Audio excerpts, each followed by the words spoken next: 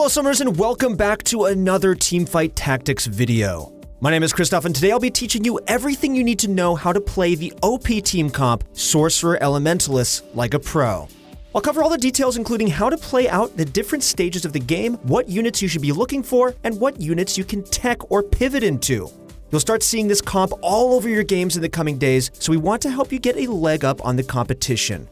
We encourage all our viewers to comment down below telling us whether or not you like this type of content and what kind of TFT videos you'd like to see in the future.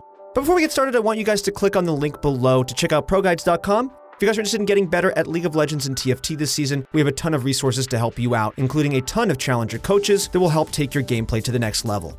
Alright, with that being said, let's jump right into the guide. Sorcerers and Elementalists are two traits that have been so strong in TFT since the game's inception. Maybe it was Ninja Elementalists or maybe it was Brawler Sorcerers, but regardless of the composition, these two traits have been in the limelight for a long time. At some point, players figured out that if both traits were strong with other comps, then they'd probably be strong together. Makes sense, right? On top of the comp's history, it even got a few buffs in patch 9.16, with Ninja receiving even more AD and AP. Since Kennen was already the carry of this comp, this only made it stronger. Various high elo players have found a great deal of success running Sorcerer Elementalists, so today we'll break down the composition, teach you how to play it, and show you the perfect units and items to go along with it. So right off the bat, here is the ideal 7-unit team you're going to look to pick up. Lulu, Twisted Fate, Lissandra, Kennen, Morgana, Poppy, and Brand. There have been other variations of Sorcerer Elementalists in the past, but our analysts believe that this is by far the strongest composition to run.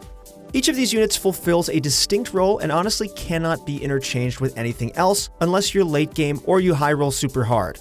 You obviously need Lissandra, Brand, and Kennen to complete Elementalists. You definitely want to swap out Lissandra if you hit Nanivia, but this is pretty unlikely. As for the 3 Sorcerers, they're all pretty specific. Twisted Fate is critical because it can give you mana to your very mana-dependent team. Morgana offers a ton of AoE damage, synergizes well with Kennen, and gives the 2 demon trait with Brand. And lastly, Lulu offers strong utility and lets you complete Yordle bonus with Poppy and Kennen. You could technically take Veigar over Lulu, but Lulu is honestly a much stronger unit, and you really don't need more damage in this comp. As for Poppy, she's mostly here to round out the Yordle trait. You can swap her out for Gnar, but we recommend Poppy so you can toss in a Sejuani at level 8 for Knight and Glacial. The major strength of this comp is that you won't be fighting for as many units as your standard composition. Sure, plenty of people are picking up on how strong Sorcerer Elementalist is right now, but you'll still have a much easier time than hitting Draven, Cho, or Jinx. The only real difficult unit to get in this comp is Brand, which is why finding him is such a high priority.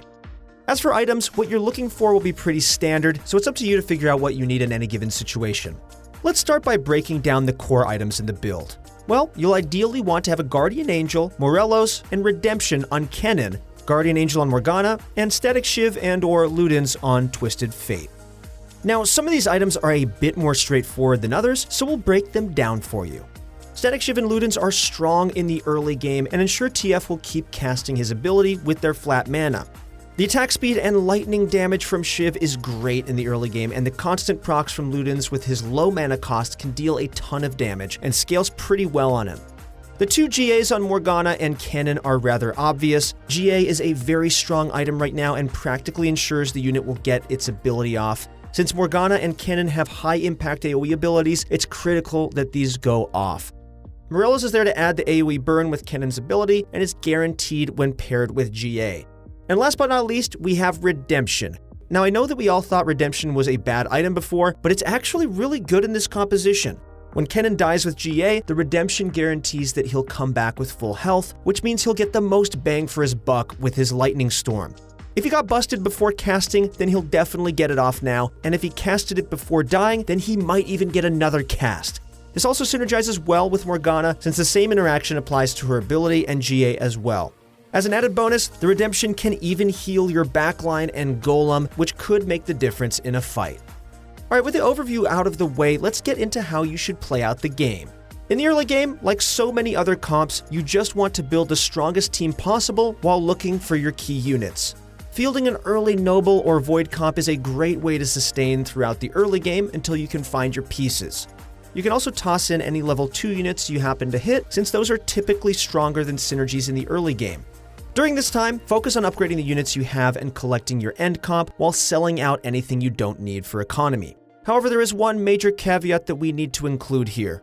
While Lissandra is part of your final comp and is absolutely necessary for Elementalists, you should not invest early gold into her. She is a very weak unit on her own and will always be easy to find in the pool later on. You should forgo picking her up and wait until you've at least hit your brand or cannon. So focus on improving the early game team that you have and then transition out of it by grabbing pieces that you need for the comp. Units like Twisted Fate, Lulu, and potentially even Ahri are great. If you do pick up an early Ahri, you can stack her with items and then sell her out as you transition to the other comp. As we move into the carousel and creep rounds, you want to be thinking about all the items we mentioned earlier and how you can start pulling those together with the items you already have on your bench. To make this easier to follow, let's break these completed items down into their parts.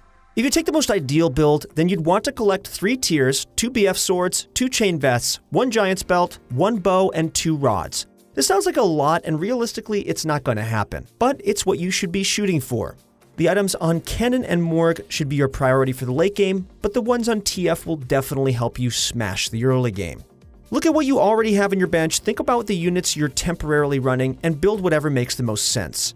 You can either make the strongest items in the moment to keep your team afloat, or hold out until the next time you'll get items to complete those core components.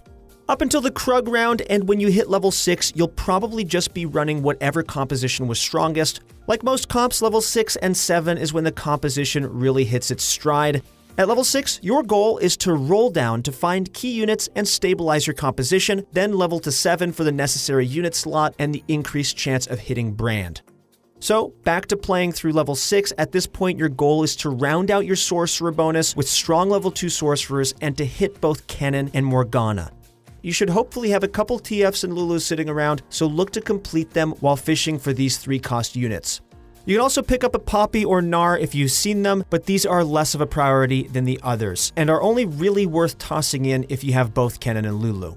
So after rolling, econing, and maybe rolling some more, you should have hopefully pieced together a reasonable portion of your composition. While you could technically hit brand at this point and would be rocking the 3 Elementalists and 3 Sorcerers already, that's highly unlikely. What's more realistic is that you have Cannon, some Sorcerers, and another unit or 2. Here's an example of what you should be aiming to have. Twisted Fate, Lulu, Morgana, Cannon, any Yordle, although Poppy is ideal, and your strongest other random unit. This composition is totally reasonable because it's made up of entirely low to mid cost units, and the vast majority of them will go fairly uncontested. You'll also get the traits for the 3 Yordles and 3 Sorcerers, which will make your Cannon that much stronger.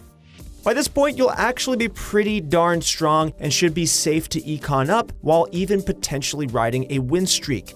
As the rounds go on, look to keep picking up the items you need for your composition while leveling up your units and looking for the critical brand. Once you've reached a stable gold value, or if you've been getting low on health, aim to level up to 7 and roll down again for that brand. Hitting brand really turns this comp online and sets you up for an insane mid-game power spike.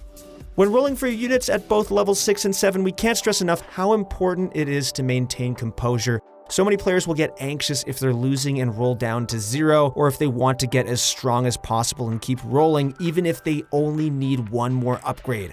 As a player, you need to recognize when you have enough health to tank for a little bit, or when your composition is strong enough for you to stop improving it and econ instead. Mastering this technique is critical for playing mid-game spiking compositions that depend on a 4-cost unit, but is all vital to playing TFT as a whole. Alright, now let's jump right back into our example. Let's assume that you've hit level 7 and your objective is to temporarily put in your strongest unit and start rolling for that brand. There's honestly any number of units you can have at this time, so run with something that either completes one of your existing synergies, namely Demon, or something that benefits from the Sorcerer buff. It's also crucial that you pick up Lissandra during this time and look to level it up if you can. You're going to be swapping out your 2 random units for brand and Lissandra once you hit that pesky 4 cost, so you want to be prepared. Once you do find him, make the swap and sell out your other units unless you think they'll really be useful later on. At this point, your composition is complete. You should have Twisted Fate, Lulu, Lissandra, Cannon, Morgana, Poppy, and Brand, and will ideally have all the items you need to complement them. If you're not at the Raptor round yet, then use some of your remaining components to make key items, while holding loose components till after Raptors. If you've already passed Raptors, then you'll want to apply all of your items. After Raptors, you realistically only have one opportunity at the next carousel to pick up a component, since the dragon always drops a completed item. At this point, you've pretty much gotten through the hard part of the game, so now you just have to play accordingly. Position your units to dodge, blitz, and hextech while placing your cannon and Morgana right in front of the enemy frontline to maximize their AoE damage. We'll put the formation that you'll typically want to run right here on the screen. This might be a little confusing, so let's break it down. For starters, we have TF in the middle of the backline where he can safely auto from a good distance while potentially giving AoE mana with blue cards to all the key units. Cannon and Morgana are placed at the front to get off their damage, and they're next to each other to benefit from the redemption. If the enemy is running Hextech and you have items on both of them, then simply move Morgana one hex over. Lysandra and Poppy are in the front line because of their CC and ability to hold the enemy front line, and Lulu and Brand are in the back to keep them safe. In terms of hook bait, you'll either want to give up Brand if he's level 1 and Lulu is level 2, or give up Lulu if they are both at level 2. You could also give up Lysandra if you don't have to move her far, but the main incentive for positioning your Elementalists like this is that it ensures you will get a good Golem spawn. Running Elementalist feels horrible when the Golem spawns in the back and does nothing, but this formation ensures that that doesn't happen. It'll typically appear between the 3 of them and will walk straight to the front line. As you keep trucking through level 7, keep leveling up your units while econing and potentially picking up something to put in at level 8.